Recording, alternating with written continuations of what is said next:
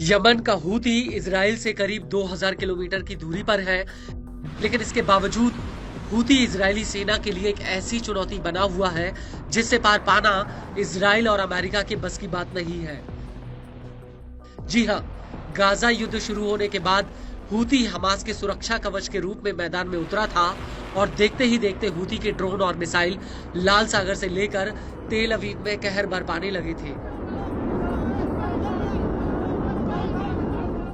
Houthi ने तेल अवीव के भीतर अमेरिकी दूतावास के बिल्कुल पास में एक मिसाइल हमला किया था। हालांकि जवाबी हमले में इजराइल, अमेरिका और ब्रिटेन ने यमन के भीतर हूती के ठिकानों पर कई हवाई हमले किए थे, लेकिन इसके बावजूद हूती की ताकत में कोई कमी नहीं आई और अब हूती ने एक बार फिर से लाल सागर में अमेरिकी सेना पर एक बहुत बड़ा अटैक किया है।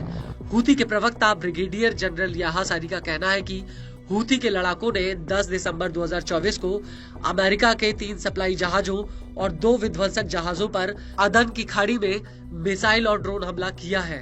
हूती का कहना है कि इन जहाजों पर उस वक्त हमला किया गया जब ये जिबूती बंदरगाह से निकले थे। हूती का ये भी दावा है कि अमेरिका के ये जहाज पहले यमन के खिलाफ हमले में शामिल थे।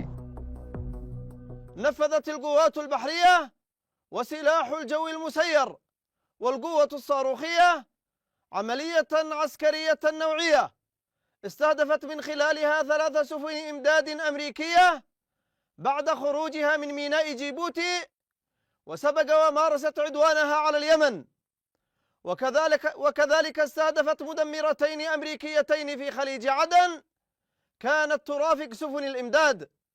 وقد نفذت العملية بعدد من الصواريخ والطائرات المسيرة، وقد حققت العملية أهدافها بنجاح بفضل الله.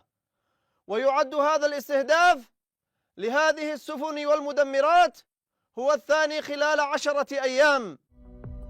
हूती का यह भी कहना है कि उसने इजराइल के कब्जे वाले जाफा और एश्केलॉन में सैन्य टारगेट्स पर हमला किया है।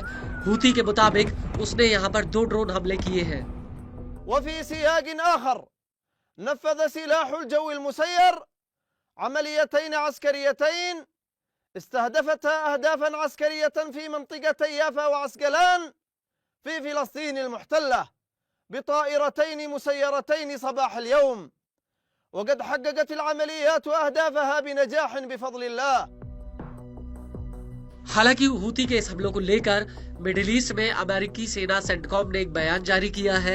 सेंटकॉम का कहना है कि विध्वंसक जहाज ने चालक दल की सुरक्षा सुनिश्चित करते हुए एक तरफा ड्रोन और एक एंटी शिप क्रूज मिसाइल को हवा में ही मार गिराया।